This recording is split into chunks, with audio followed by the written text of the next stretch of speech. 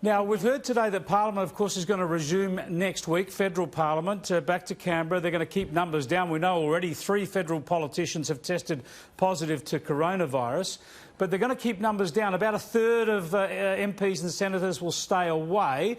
Are you going to Canberra or are you staying away? No, there's no point in my going to Canberra or taking my staff down there. They're actually going to keep it at a quorum. They're going to pair off senators for the voting.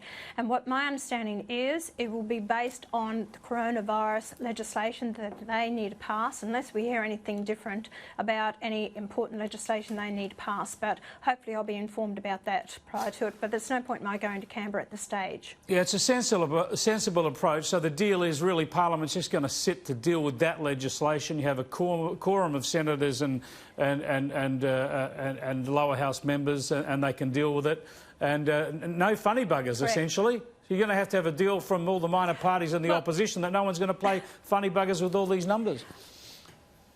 Well, that's correct. And look, it's an important time for the country, and we need to look at the leadership, and that's Scott Morrison and his government, and hopefully working with the Labor Party as well. What's the best interest for the country? And I think they need to make the decisions when it comes to this.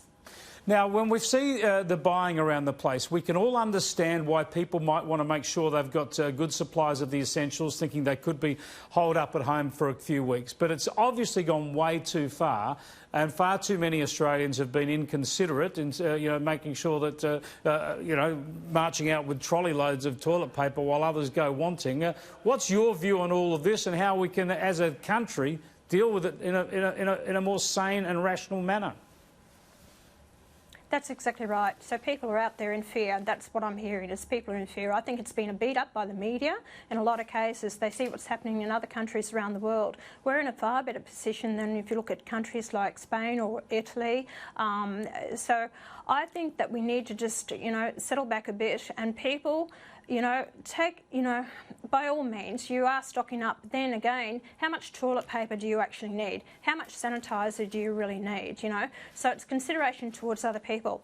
The problem is that we can't get the supplies to the stores quick enough. And I put a letter to the Prime Minister today saying that basically let's look at the trucking laws in Australia so that truckies can actually drive after a solid 8-hour break.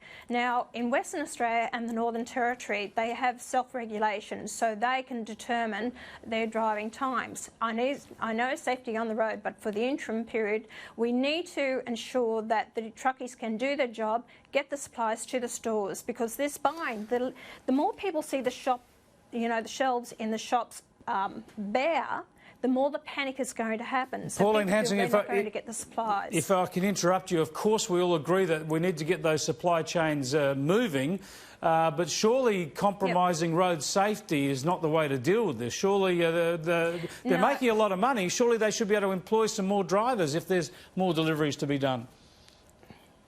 Well, it's also getting your hands on the trucks and the drivers who have the licences to be able to drive these. But if you actually, and as one trucking company said, we're quite happy to drop the down to 80 kilometres an hour, and having your drop-off points at Wacol and Acacia Ridge in Brisbane, which you'll get your stocks out there. And of course, if the drivers are driving through the night, you haven't got a lot of the traffic on the road. There's times that like this, that you need to compromise. We used to have an 8-hour. You have an 8-hour block. Look, drivers aren't going to go up there and drive for 16 hours straight. They've got to have a break anyway. They've got to have their lunch or dinner, whatever. So they're not going to drive 16 hours straight.